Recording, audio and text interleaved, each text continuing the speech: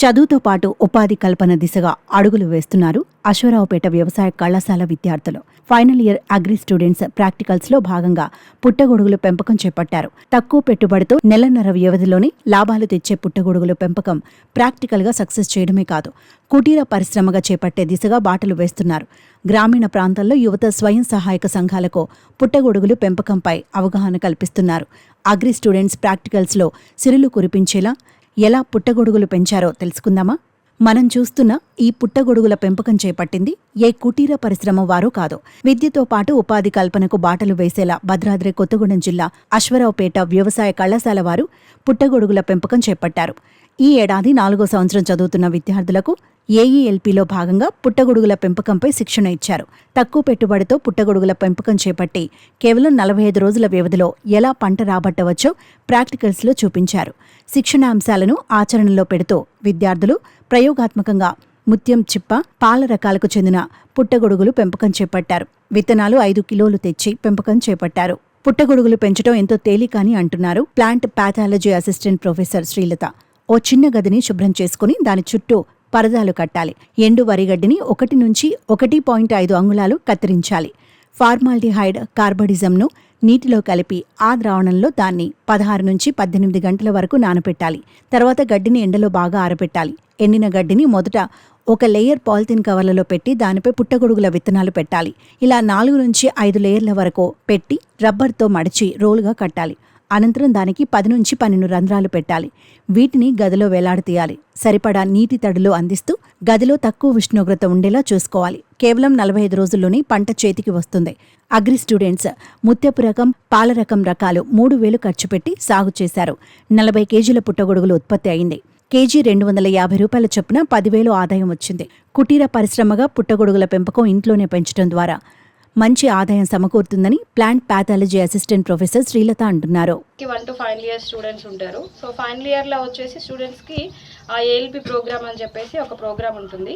So ALP ప్రోగ్రాంలో భాగంగా plant pathology department వాళ్ళము సో పుట్టగొడుగుల పెంపకం స్టూడెంట్స్కి నేర్పిస్తున్నాము.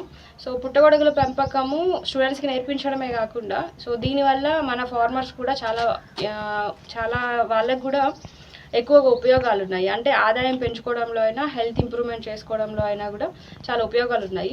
సో మా స్టూడెంట్స్ ఇది నేర్చుకోవడం వల్ల మా ముఖ్య ఉద్దేశం ఏంటి అంటే, ఒకటి వాళ్ళు నాలెడ్జ్ స్ప్రెడ్ చేయడం, వేరే వాళ్ళకి చెప్పడం ఒకటైతే, ఇంకొకటి ఇన్ ఫ్యూచర్ ఏదైనా కొంచెం పరిస్థితులు మనకి అనుకూలంగా రాని సిచ్యువేషన్లో వాళ్ళు ఒకరి మీద డిపెండ్ అవ్వకుండా వాళ్ళు కొత్తగా ఎంటర్ప్రెన్యూర్ అవ్వడం కోసం కూడా మేము ఇప్పటి నుంచే వాళ్ళకి ట్రైనప్ చేస్తూ ఉంటాము. సో పుట్టగొడుగుల పెంపకం వచ్చేసి చాలా తక్కువ పెట్టుబడితో పెట్టుకోవడానికి యూజ్ అవుతుంది అనమాట. సో దీనికి వచ్చేసి పెట్టుబడి మనం ఒక 3,000 నుంచి 5,000 వరకులో పుట్టగొడుగుల పెంపకం పెట్టుకోవచ్చు. పాలిథిన్ బ్యాగ్స్కి, కవర్స్కి పెద్దగా అమౌంట్ ఏం పట్టదు.